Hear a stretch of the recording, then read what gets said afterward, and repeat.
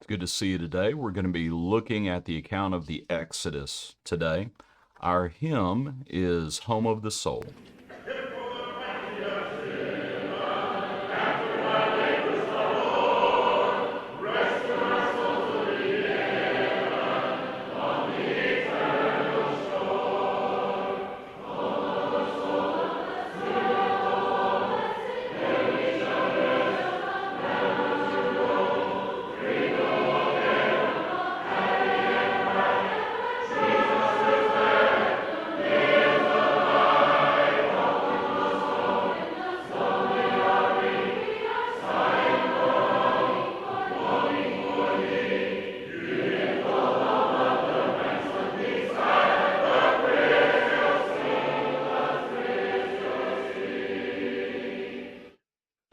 All right, let's look in our account now. This is Exodus chapter 13. Let me make it a little bit bigger. Verse 17.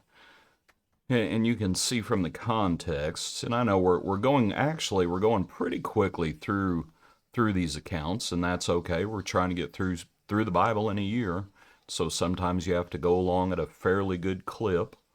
But as it says there in verse 17, then it came to pass when Pharaoh had let the people go.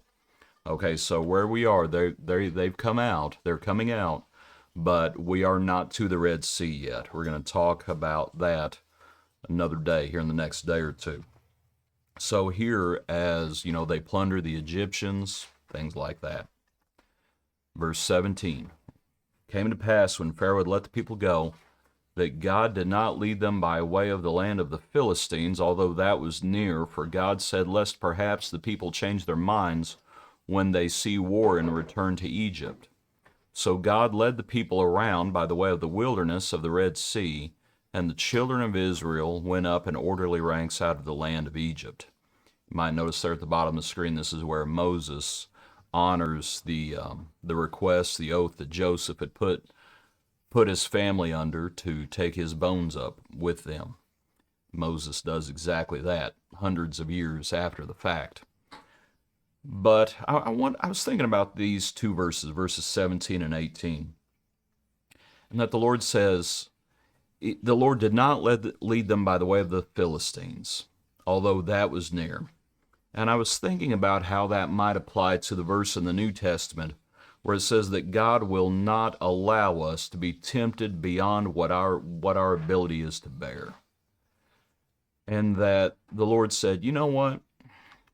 If I take them up that way, even though it's near, they're going to change their minds when they see war and return to Egypt. Now, I know they're going to start complaining anyway, and they're going to talk about going back to Egypt. But that's on them. They didn't. The Lord knew it would be a sure thing if they suddenly came into the land of the Philistines. He knew that was a sure thing that they would want to come back. And so I was just thinking about the nature of the Lord here, that the Lord's way was he was not going to lead them in such a way that would surely lead to failure. And I think we need to remember that when we are tempted, when we are tried, when we are in different situations, we need to remember that God does not allow us to be tempted beyond what our ability is to bear. And so if we find ourselves in a situation and we say, I just can't bear it, yes, you can. You can learn how to be abased and you can learn how to abound. You can learn how to do all things through Christ who strengthens you. You can live faithfully and you can die faithfully.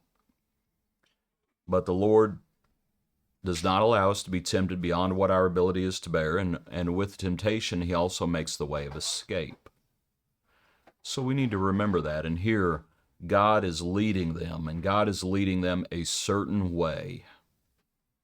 And we should be thankful for how the Lord leads us. Now, back to our verse, it's a better way, but that does not mean that it's going to be without difficulty. And that's the thing. And let's go ahead and make our third point too. Because the third point is this way may not make sense in a certain way, because the way the if you're gonna go the near route, if you're gonna take the shortest route, then you're gonna go through the land of the Philistines. Well, they've been in bondage for hundreds of years. Which route do you think they'd like to take? Oh, well, we want to take the shortest route. And the Lord says, you don't want to take the shortest route. And so one of the points I wanted to make is the Lord's ways don't always make sense to us. We need to have faith and trust in Him. And the Lord knows better than we do. And we follow Him. And if things do not make sense to us from man's wisdom's perspective, the Lord's ways are higher than man's ways, and we follow Him and we're faithful. But as we do that, it is a better way, but it is not without difficulties. And so we know what's going to happen, right? Because they're not going the short route, they're taking the long route. So they're going to be in places that don't have much water. They're going to be in places that don't have much food. They're going to be places that are difficult. And obviously, the Lord has different reasons for doing this. One of those reasons would be to test them. And of course, we know how they're going to respond to that test. But the Lord, from the get-go, He says, the test is not going to be going through the land of the Philistines. That's too much of a test right now. And so I'm going to take you a longer route. And yes, it may not make sense to you because it's longer. It's a better way, though. But it's not without difficulty. As we go through life, the Lord's way is a better way. Doesn't mean we won't have trials and tribulations. We will. And we better recognize that the Lord allows those things to happen because the Lord is testing us. We haven't reached home yet. We're not home yet. We're still looking across the Jordan ourselves. We're looking forward to heaven, home of the soul. We're looking forward to the resurrection. By the way, why do you think Joseph cared about where his bones were? You know, sometimes, in talking about the resurrection, sometimes people think, who cares what happens to your body? Joseph cared what happened to his body. You might consider that. The home of the soul, looking forward to heaven itself, of course, and the resurrection. Appreciate you. Hope you have a good day. Join us tomorrow for another portion of our Daily Praise.